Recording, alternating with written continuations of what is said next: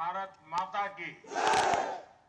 देश के बॉर्डर पर, सरक्रीक के पास, कच्छ की धरती पर देश की सेनाओं के साथ, सीमा सुरक्षा बल के साथ आपके बीच दीपावली, ये मेरा सौभाग्य है। आप सभी को दीपावली की बहुत बहुत बधाई।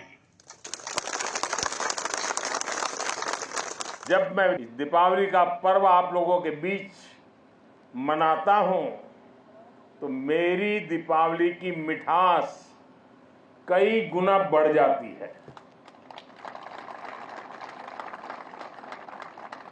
और इस बार तो ये दीपावली भी बहुत खास है। आपको लगेगा हर दीपावली का अपना महत्व होता है, इस बार खास क्या है? खास है अयोध्या में प्रभु राम 500 साल बाद फिर से अपने भव्य मंदिर में विराजमान हुए हैं। मैं आप सभी को और मां भारती की सेवा में तैनात देश के हर जवान को दीपावली की हार्दिक शुभकामनाएं देता हूं। मेरी इन शुभकामनाओं में आपके प्रति 140 करोड़ देशवासियों का कृतज्ञ भाव भी शामिल है, उनका आभार भी शामिल है। साथियों, मातृभूमि की सेवा का ये अवसर बड़े सौभाग्य से मिलता है। ये सेवा आसान नहीं है। ये मातृभूमि को सर्वस्व मानने वाले मत वालों की साधना है। ये मां भारती के लाडलों लाडलियों उनका तप है, उनकी तपस्या है। कहीं हिमालय की बर्फ और ग्लेशियर का शून्य से नीचा तापमान, कहीं नसों को जमाने वाली ठंडी रातें, कहीं गर्मियों में तपता हुआ रण का रेगिस्तान, आग बरसता हुआ सूरज, कहीं धूल भरी रेतीली आंधियां,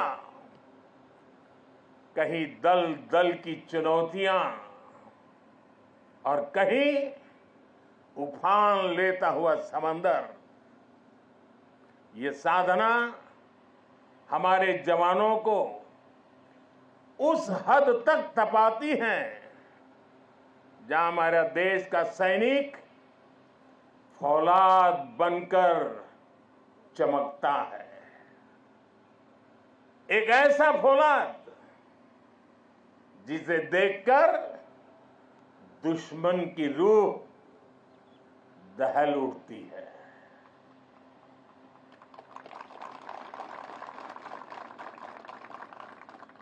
दुश्मन भी आपको देखकर सोचता है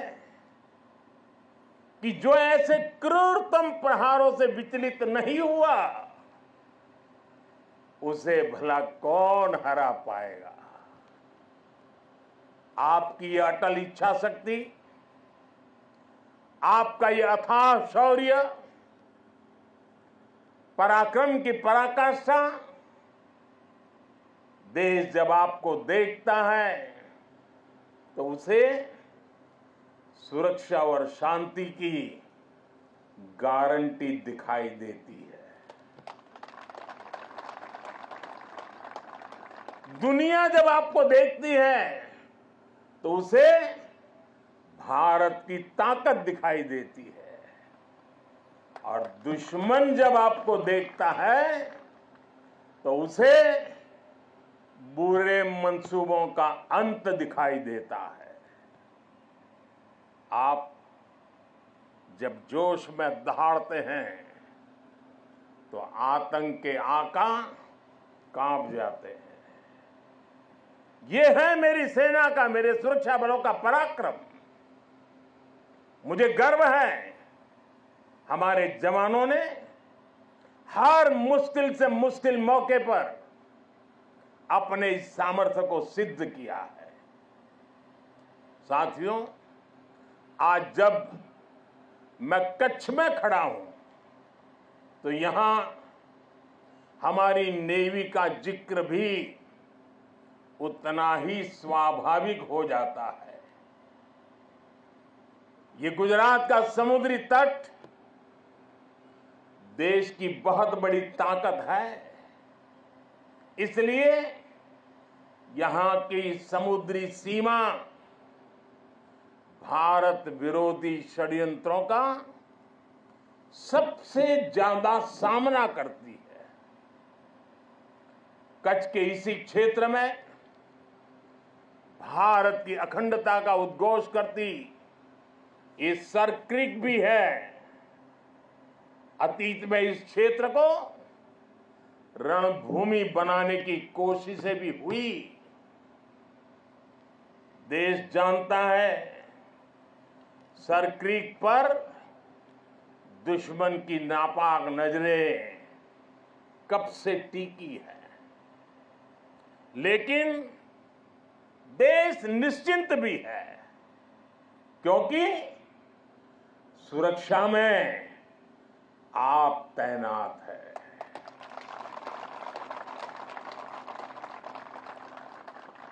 दुश्मन को भी पता है 1971 के युद्ध में किस तरह आपने मुंहतोड़ जवाब दिया था। इसलिए हमारी नेवी की मौजूदगी में सर क्रीक और कच्छ की तरफ अब कोई आंख उठाने की भी हिम्मत नहीं करता है। साथियों, आज देश में एक ऐसी सरकार है जो देश की सीमा के 1 इंच से भी समझौता नहीं कर सकती। एक समय था जब डिप्लोमेसी के नाम पर सर क्रीक को छल से हड़पने की पॉलिसी पर काम हो रहा था। मैंने तब गुजरात के मुख्यमंत्री के रूप में भी देश की आवाज को बुलंद किया था। और इस क्षेत्र में आज मैं पहली बार नहीं आया, मैं इस क्षेत्र से परिचित रहा हूं, कई बार आया हूं, बहुत आगे तक जाकर के आया हूं। इसलिए आज जब हमें जिम्मेदारी मिली है तो हमारी नीतियां हमारी सेनाओं के संकल्पों के हिसाब से बनती है। हम दुश्मन की बातों पर नहीं, हमारी सेनाओं के संकल्पों पर भरोसा करते हैं। साथियों, 21वीं सदी की जरूरतों को देखते हुए आज हम अपनी सेनाओं को, हमारे सुरक्षा बलों को आधुनिक संसाधनों से लैस कर रहे हैं। हम हमारी सेनाओं को विश्व की सबसे आधुनिक मिलिट्री फोर्सेस की कतार में खड़ा कर रहे हैं। हमारे इन प्रयासों का आधार है रक्षा क्षेत्र में आत्मनिर्भर भारत। अभी कुछ ही दिन पहले यही गुजरात के वडोदरा में C295 फैक्ट्री का उद्घाटन हुआ है।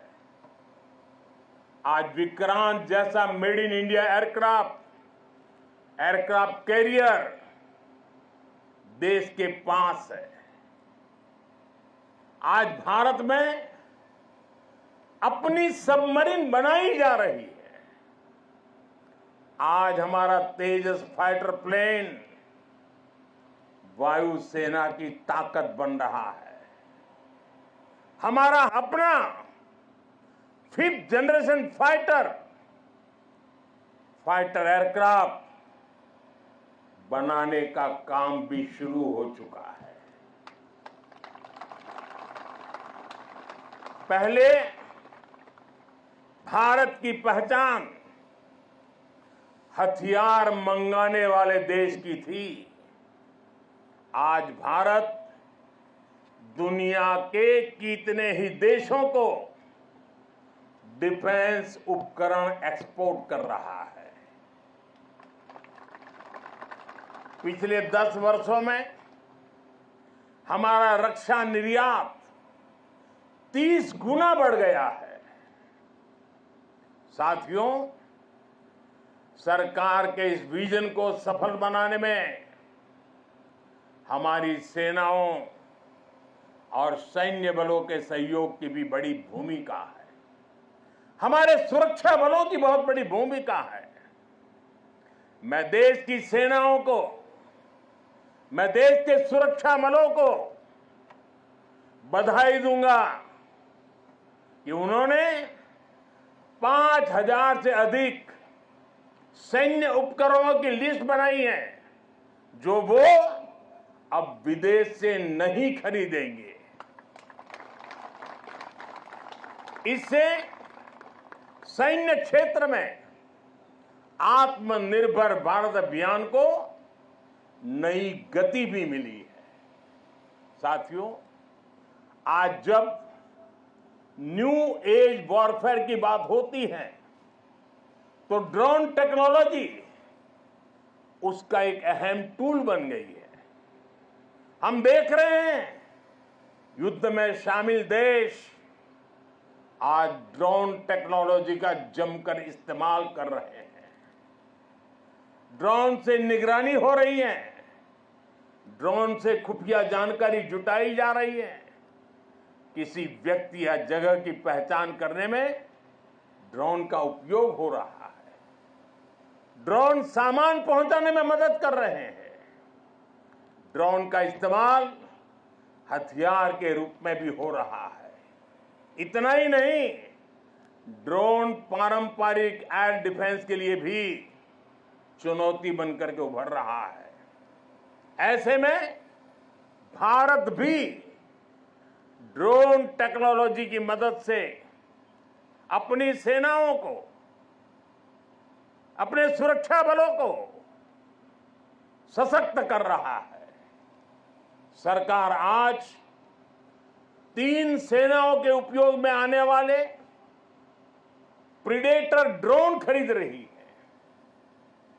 ड्रोन के इस्तेमाल से जुड़ी स्ट्रेटेजी बनाई जा रही है और मुझे खुशी है कि कई भारतीय कंपनियां पूरी तरह से स्वदेशी ड्रोन बनाने में भी लगी है।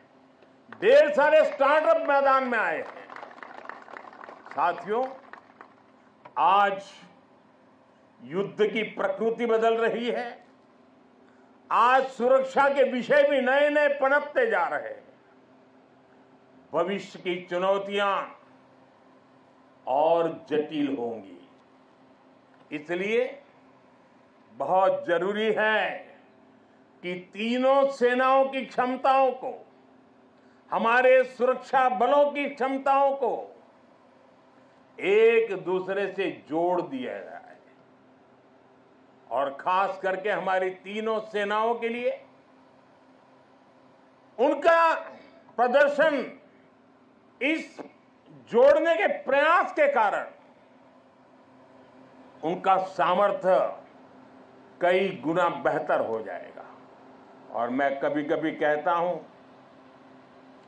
कि एक आर्मी, एक एयरफोर्स और एक नेवी हमें एक नजर आते हैं, लेकिन उनका जब संयुक्त अभ्यास होता है तो एक एक एक नहीं 111 नजर आते हैं। सेनाओं के आधुनिकीकरण की इसी सोच के साथ chief of defence staff CDS की नियुक्ति की गई है। इसने देश की सेनाओं को मजबूत करने में बड़ी भूमिका निभाई।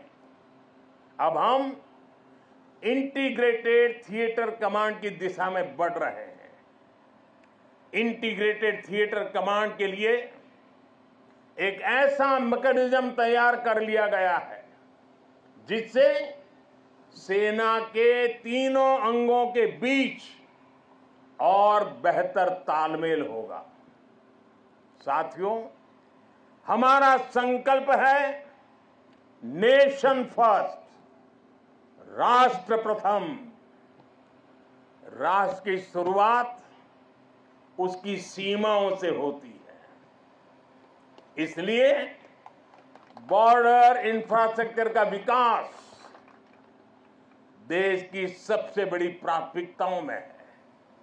बीआरओ ने 80,000 किलोमीटर से ज्यादा सड़क का निर्माण किया है। लद्दाख और अरुणाचल प्रदेश में भी रणनीतिक रूप से महत्वपूर्ण सड़कें बनाई गई है। पिछले 10 वर्षों में बीआरओ ने 400 के आसपास बड़े पुल बनाए हैं। आप जानते हैं, देश के सबसे दूर दराज के इलाकों में ऑल वेदर कनेक्टिविटी के लिए हमारी सेनाओं के लिए टनल कितनी महत्वपूर्ण है। इसलिए पिछले 10 वर्षों में अटल और सेला जैसी सामरिक महत्व की अनेकों बड़ी सुरंगों का निर्माण पूरा किया है। बीआरओ देश के अलग अलग हिस्सों में टनल बनाने के काम को तेज गति से पूरा कर रहा है। साथियों, हमने सीमावर्ती गांवों को आखिरी गांव मानने की सोच भी बदली है। आज हम उन्हें देश का प्रथम गांव कहते हैं। आखिरी गांव नहीं, वो प्रथम गांव है। वाइब्रेंट विलेज योजना के तहत देश के प्रथम गांवों का विकास किया जा रहा है। वाइब्रेंट विलेज यानी सीमा पर बसे ऐसे वाइब्रेंट गांव जहां वाइब्रेंट भारत के प्रथम दर्शन हो। हमारा देश का तो ये विशेष सौभाग्य है कि हमारे ज्यादातर सीमावर्ती इलाकों को प्रकृति ने विशेष आशीर्वाद दिया है। वहां पर्यटन की अपार संभावनाएं हैं। हमें उसे तराशना है, निखारना है। इसके जरिए इन गांवों में बसे नागरिकों का जीवन बेहतर होगा, उन्हें नए अवसर मिलेंगे। वाइब्रेंट विलेज अभियान के जरिए हम ये होता देख रहे हैं। आप ही के यहाँ आसपास के जो दूर दराज के आखिरी गांव कहे जाते थे, जो आज पहले गांव है, वहां सीवीड का काम आपकी नजरों के सामने तेजी से बढ़ रहा है। बहुत बड़ा आर्थिक नया एक क्षेत्र खुल रहा है। यहां मैंग्रोव के पीछे एक बड़ी ताकत हम लगा रहे हैं। वो देश के पर्यावरण के लिए तो बहुत सुनहरा अवसर है, लेकिन ये मैंग्रोव के जो जंगल तैयार होंगे वो यहाँ के टूरिस्टों के लिए, और जैसे धोरडो में रणोत्सव ने पूरे देश और दुनिया को आकर्षित किया है, देखते ही देखते ये इलाका टूरिस्टों का स्वर्ग बनने वाला है, आपकी आंखों के सामने बनने वाला है। साथियों, इस विजन को आगे बढ़ाने के लिए हमारी सरकार के मंत्री भी सीमावर्ती वाइब्रेंट विलेज में जा रहे हैं। आज वो वाइब्रेंट विलेज में रुकते हैं जहां ज्यादा से ज्यादा समय बिताते हैं। ऐसे में देश के लोगों में भी इन गांवों को लेकर आकर्षण बढ़ रहा है, उत्सुकता बढ़ रही है। साथियों, राष्ट्रीय सुरक्षा के साथ एक और पहलू जुड़ा हुआ है जिसकी उतनी चर्चा नहीं होती। ये है बॉर्डर टूरिज्म, और इसमें हमारे कच्छ के पास अपार संभावनाएं हैं। इतनी समृद्ध विरासत, आकर्षण और आस्था के इतने अद्भुत केंद्र और प्रकृति की अद्भुत देन। गुजरात में कच्छ और खंभात की खाड़ी के मैंग्रोव फॉरेस्ट बहुत महत्वपूर्ण है। गुजरात के समुद्री तटों पर समुद्री जीवों और वनस्पतियों का पूरा इकोसिस्टम है। सरकार ने भी मैंग्रोव के जंगलों के विस्तार के लिए कई कदम उठाए हैं। पिछले वर्ष लॉन्च की गई मिस्टी योजना पर सरकार तेजी से काम कर रही है। साथियों, यूनेस्को वर्ल्ड हेरिटेज साइट में हमारा धोलावीरा ये भी शामिल है, और वो तो हमारे देश के हजारों साल के सामर्थ्य की पहचान है। धौलावीरा में सिंधु घाटी की सभ्यता के अवशेष बताते हैं कि हजारों वर्ष पूर्व वो शहर कितने व्यवस्थित तरीके से बसा हुआ था। यही गुजरात के समुद्र से थोड़ी दूरी पर लोथल जैसे व्यापारिक केंद्रों ने भी एक समय में भारत की समृद्धि के अध्याय लिखे। लखपत में गुरु नानक देव जी की चरण रज है। कच्छ का कोटेश्वर महादेव मंदिर हो, माता आशापुरा का मंदिर हो, काला डूंगर पहाड़ी पर भगवान दत्तात्रेय का साक्षात दर्शन होता हो, या फिर कच्छ का रण उत्सव या सर क्रीक को देखने का उत्साह। कच्छ के एक जिले में ही पर्यटन का इतना पोटेंशियल है कि टूरिस्ट को पूरा हफ्ता भी कम पड़ जाए। उत्तर गुजरात की सीमा पर नड़ाबेट में हमने देखा है कि कैसे बॉर्डर टूरिज्म लोगों में छाया हुआ है। हमें ऐसी ही संभावना को साकार करना है। जब ऐसे स्थानों पर देश के अलग अलग हिस्सों से पर्यटक आते हैं, वो भारत के वो दो हिस्से आपस में कनेक्ट हो जाते हैं।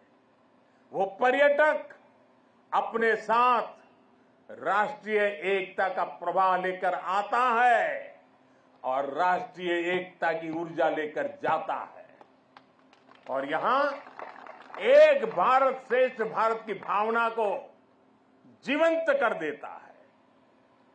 अपने क्षेत्र में जाकर के भी कर देता है।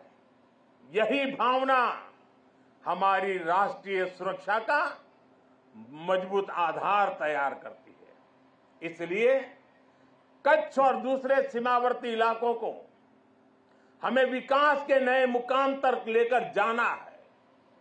जब हमारे सीमावर्ती क्षेत्र विकसित होंगे, वहां सुविधाएं होंगी, तो इससे यहां तैनात हमारे जवानों का लाइफ एक्सपीरियंस भी बेहतर होगा। साथियों, हमारा राष्ट्र जीवंत चेतना है जिसे हम मां भारती के रूप में पूजते हैं। हमारे जवानों के तप और त्याग के कारण ही आज देश सुरक्षित है, देशवासी सुरक्षित है।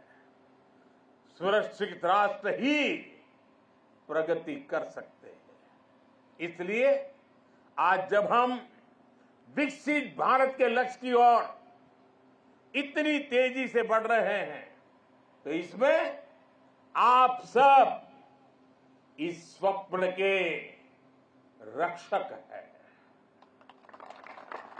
आज हर देशवासी अपना 100% देकर राष्ट्र के विकास में अपना योगदान दे रहा है, क्योंकि उसे आप पर भरोसा है। मुझे विश्वास है आपका ये शौर्य इसी तरह भारत के विकास को बल देता रहेगा। इसी विश्वास के साथ आप सबको एक बार फिर दीपावली की हार्दिक शुभकामनाएं। आप सबका बहुत बहुत धन्यवाद। मेरे साथ बोले भारत माता की, भारत माता की, भारत माता की, भारत माता की। वंदे वंदे वंदे वंदे वंदे वंदे वंदे।